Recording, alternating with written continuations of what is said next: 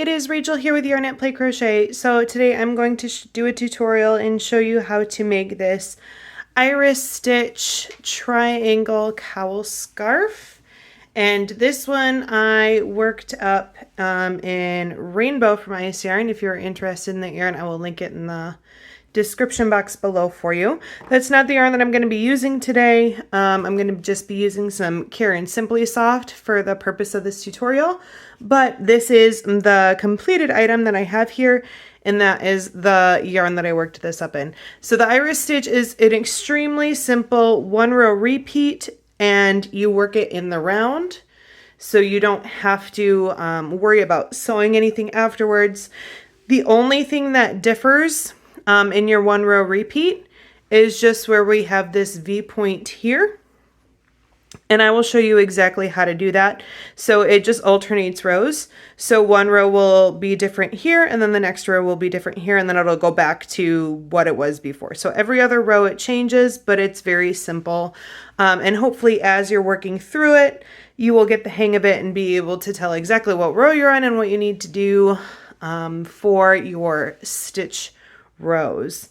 This is a very simple stitch. If you are completely unfamiliar with the iris stitch, I have another tutorial for the iris stitch that I will link up in the cards up here so that you can take a look at that if you want a refresher on just the basics of the iris stitch. But I will be covering it here in this tutorial as well, but I'm just not going to be moving as slowly as I would be in that other tutorial. So if you need a little bit slower pace to get through the iris stitch to start, you can go ahead and check out that video.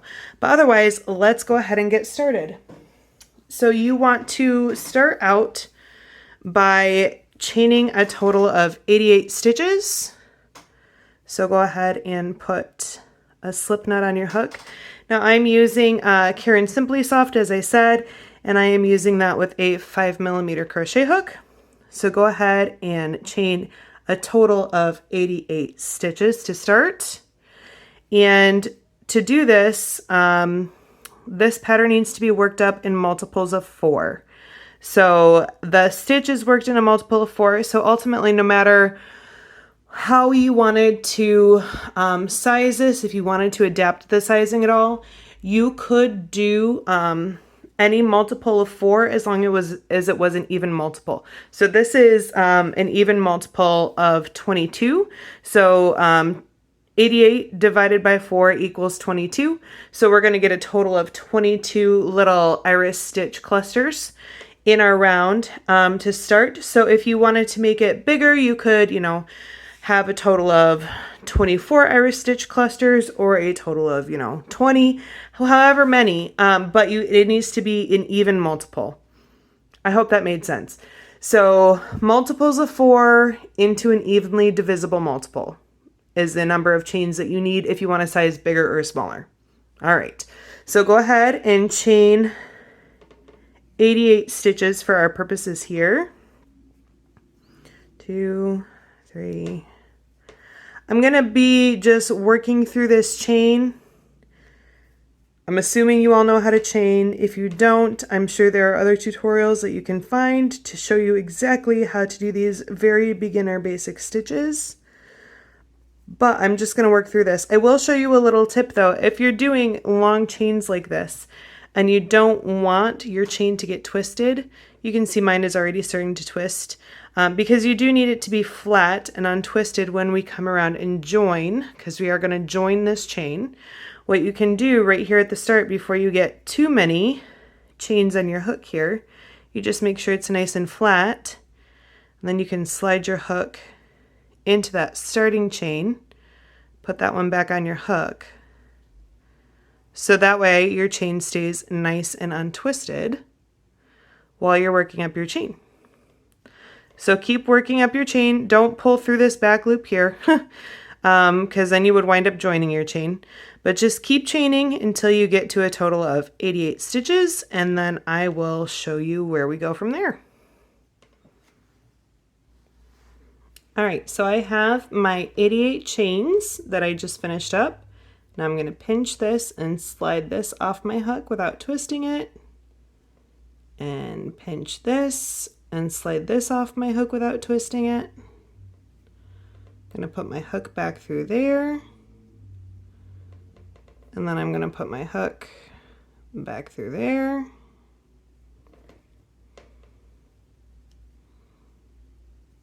Get that the right direction around here. Sorry, my tail's got tangled under there. And then I am going to slip stitch to join. I'm going to snug that down just a little bit. If that was a little confusing for you, you can always just join however you normally do. Just make sure that your twist is not flat so that you don't get any twists into your foundation chain here. All right, so what we do from here, now that you're all joined up, is you are going to chain 3. So 1, 2, 3, and then you're going to skip 3 chains, and in that 4th chain you're going to do 2 double crochet. So don't count the foundation chain, your starting chain that you just chained into. Just skip 3, so 1, 2, 3, and into that 4th chain you're going to do 2 double crochet with putting it into the bottom loop. So you have 2 loops on your hook. That just gives it a little bit more of a secure foundation to lock into. Do 2 double crochet, 1, 2, into that same stitch, and then chain 1, and then do 2 more double crochet into that same stitch.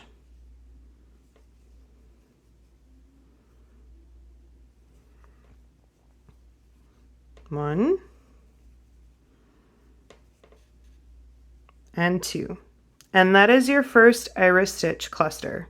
Now every single stitch from here on out is going to be worked into the gap space of this iris stitch cluster once we come back around and we start increasing our rows out. But while we're doing our foundation chain here, we are going to be working into every 4th chain. So look for 1, because you can see, so since this chain is kind of pulled because we have so many stitches in there, this is actually, let me see if I can, I'll show you with this right here, it doesn't look like it should be a chain, but that is actually our first chain right here. So this one's going to look a little tight. So this is probably the trickiest part, is just making sure that you don't get your chain counts wrong while you're going around. So make sure that you count that chain right there that's looking a little squished and like it might not be a chain. Make sure you count that, because that is a chain. So we go 1, 2, 3, and then into that 4th chain we're going to do our next iris stitch cluster. So 2 double crochet to start. 1, 2, chain 1, and then 2 double crochet back into that same stitch. 1, 2, and there's 2 clusters on our chain. So I'll show you that one more time. Yarn over, and then we count 1, 2, 3, and 4. And into that 4th chain we're going to do our next cluster. So 2 double crochet,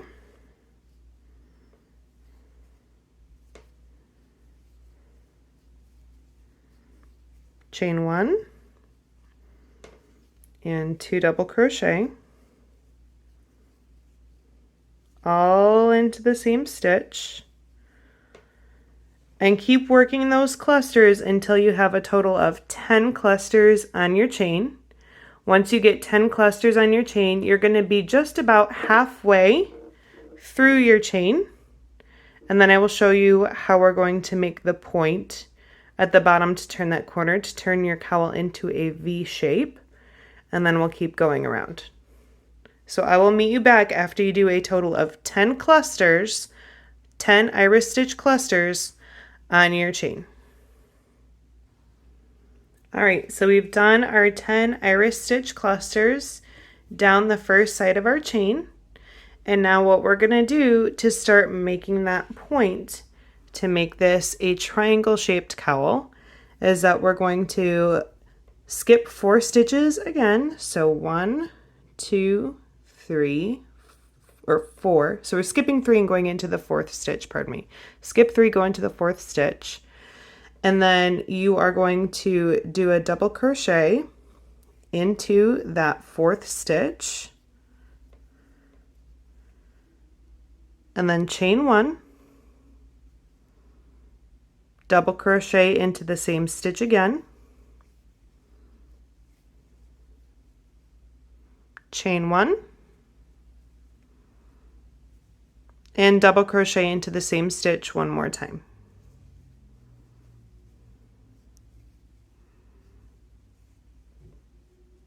So you have a little stitch right there. That's 3 double crochet with a chain in between each one. And that is going to start the point of our V going down. And then from here on out, for the rest of your side, you keep making your iris stitch clusters. On this side, you will have a total of 11. So go ahead and keep doing your iris stitch clusters as normal like you did on the other side all the way around. So skip 3, 1, 2, 3, and then into that 4th chain, do your 2 double crochet,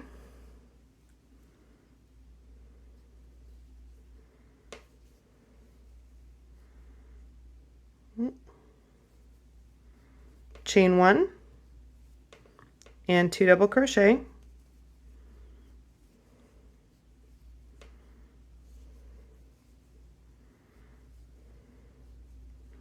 and keep doing that all the way until you get to where you can't do any more, and then I will meet you down at the end here. So you'll have to pardon me, I misspoke earlier. You're going to have a 10 total on this side as well. I don't know why, I must have miscounted when I checked on my other swatch. But you should have 10 on one side, 10 on the other. With this will be your 11th stitch. Either way, from where you're counting from is your little 3 double crochet with those in between. Okay, so you should be at this point here now. And this is what it should look like. You finished doing your 10 clusters down the side. And this is where you're at. So what we're going to do is we're going to look at this chain here. And we're going to count up from the bottom. 1, 2, 3. And we're going to slip stitch into that 3rd chain. So you're going to have 2 chains left over here that we're not working into. And then your slip stitch that you joined in with. Okay, we're not worried about those. We're looking for 1, 2, 3 chains up, put your hook in, and slip stitch to join. And if you have an extra chain or are missing a chain somewhere in here because you miscounted, don't worry about that. As long as it's not like your last stitch is in the very last chain, that'll get bungee. But if you just have an extra stitch in there, or if you missed a stitch in there, this is pretty forgiving. You don't have to rip it all out and go back and do it over again. So now that we have slip stitch to join into that 3rd chain, I always snug it down a little bit just so it's a nice tight join, and then go ahead and chain 3. 1, 2, 3. And then you're going to start doing your iris stitch clusters into those gaps between your double crochets all the way around. Now this pattern does have a bit of a seam on the back. I will show you on this other swatch that I've been working up. So you can see where the seam is right here, that is going to be our chain 3, where we meet up at the end of each row. But it hides itself really well. It's not something that you look at and you go, oh my goodness, there's very obviously a seam there. Because of the texture of the stitch, this is going to be disguised really well. So don't be too anxious about the fact that you are going to have a seam on the back of your piece, because first of all, it's on the back, and second of all, it's very well disguised. It's not going to be like sticking out or standing out at anybody. I think that blends in pretty good overall. So go ahead and start working your iris stitch clusters into the top gap of the previous clusters. So do 2 double crochet, 1, 2, chain 1, and 2 double crochet into that same gap space, 1, 2, and keep going all the way around with those iris stitch clusters into the top of the cluster from the row before, and that is going to start our iris stitch repeat. Now if you just wanted to work this in the round and you didn't want to make this a triangle scarf, you could have just done iris stitch clusters all the way around and just kept doing that. And then it would make a tube. But because we're making ours a V-point, we are going to do something a little bit different like I talked about down here. But if you just want it to be like a cowl that's just a circular, like chunky cowl, you can do it that way too. But keep doing your iris stitch clusters, 2 double crochet, chain 1, 2 double crochet into that top chain space of your iris stitch clusters all the way around until you get to this point here, which is our double crochet, chain 1, double crochet, chain 1, double crochet. Now if that is a little bit hard to stand out to you and it was a little tricky for you to see, you can always grab a stitch marker and just pop it into that first chain gap space so that you know that you're coming to it when you're going around. I'm accustomed to seeing it, and as we go, this will become a more defined point, and so it won't be an issue to spot it. But in the beginning, it looks very similar to the rest of the stitches around. So if you just wanted to make that a little more obvious, you could always pop a stitch marker in there too. So keep going with your iris stitch, and then I will meet you once I get to our stitch marker here. So we've gotten our iris stitch clusters down the entire length of this side here. And now we are up to our stitch marker. So pop the stitch marker out. And we are going to work our next iris stitch cluster into this gap right here. So that is going to be our first chain 1 space after that first double crochet right there. So do a full iris stitch cluster into that space right there. So 2 double crochet,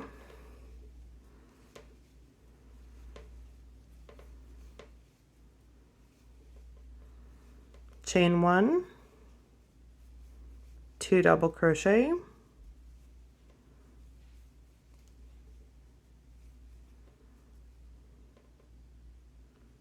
so you have a full cluster into that first chain 1 space, and now we're going to do another full cluster into that next chain 1 space right there.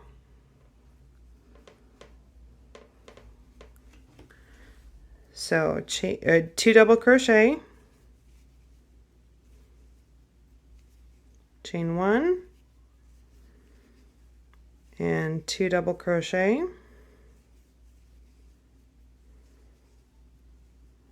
so it should look like that. It's going to look a little snuggly and close together, but that's okay because we're doing an increase here so that we can make that turn. So it's going to look a little cozy on this row repeat. So that is all that you need to know for the second row repeat. Now when we come back around, we're going to be doing this same thing, the double crochet, chain one, double crochet, chain one, double crochet, but we're going to be doing it into this gap space right here between these two iris stitch clusters. So if you want to remember where you're at and not lose your corner, you just pop a stitch marker in between those two clusters into the space between them, and see how there's a space there. That's where you're going to be working your double crochet, chain one, double crochet, chain one, double crochet. And then you just do that on repeat. That's your 2-row repeat. So the sides are exactly the same. When you get to the point, you just alternate which one you're working on. So either you're going to be doing the double crochet, chain one, double crochet, chain one, double crochet, or you're going to be doing the full cluster into the first chain one space, full cluster into the next chain one space, and then keep going. And if you just need a stitch marker to remember where you're at and which places you're doing it different, you can definitely do that. But then you just continue on down the side of your row here. So you do a full iris stitch cluster and then top of your next iris stitch, just like you've been doing all the way down the side of the previous row. Just like that, and you keep going all the way until you get to the join here. And I'll show you what that looks like over here. So this is the exact same thing, it's just a little bit farther along. So you can see how that every other row repeat is bringing our scarf down to a point here. And so as we go, that'll turn into a full triangle shape. So this is the back, this goes around the back of your neck, this comes down around the sides to a point in the front. And you can see, I'll stretch these stitches out a little bit here so you can see what that corner turn repeat looks like right there. So this is a double crochet, chain one, double crochet, chain one, double crochet. The next row we have 2 full iris stitches. The next row we have a double crochet, chain one, double crochet, chain one, double crochet. Then the next row it is the 2 full iris stitches into those chain one spaces, and it just keeps alternating all the way around. So this right here is the bottom of my little spokes. So it's a double crochet, chain one, double crochet, chain one, double crochet. That's where I ended on this last row here. So that is the repeat pattern. Now I will show you one more time how to join at the end of your row. I'll pull this back so you can see, because every join at the end of the row looks exactly the same every time. So do your last couple of iris stitch clusters here. And once you get this in your hands, it goes really, really fast. This is kind of a stitch that you can just sort of fly with because it is so simple and because it has more gap spaces. It doesn't take quite as long to do to cover a lot of ground. And so I find that this project works up really quickly. Like I probably got this much done in probably an hour and a half, maybe, of solid crocheting.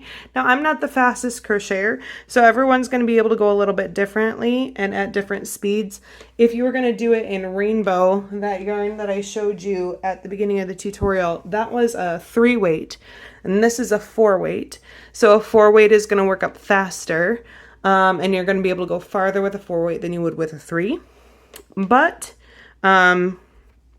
a 3 works up absolutely beautiful for this, and I did not find that the difference in neck circumference was significant enough for me to change my stitch counts doing it in a 4-weight or in a 3-weight. Now this is a skinnier 4-weight, and that was a little bit thicker 3-weight. So they aren't too far off from each other, but that one is definitely thinner than this. It definitely is. So just keep that in mind. You can change the yarns a little bit. And if you really have a yarn in mind that you really want to do, just give it a go. See how it works. If it doesn't work out, you can always rip it out and try a different yarn, or start over, or do whatever you want. Ripping out is your friend, or at least it can be. So here we go. I did my last 2 clusters, and now I'm here at the end of my row.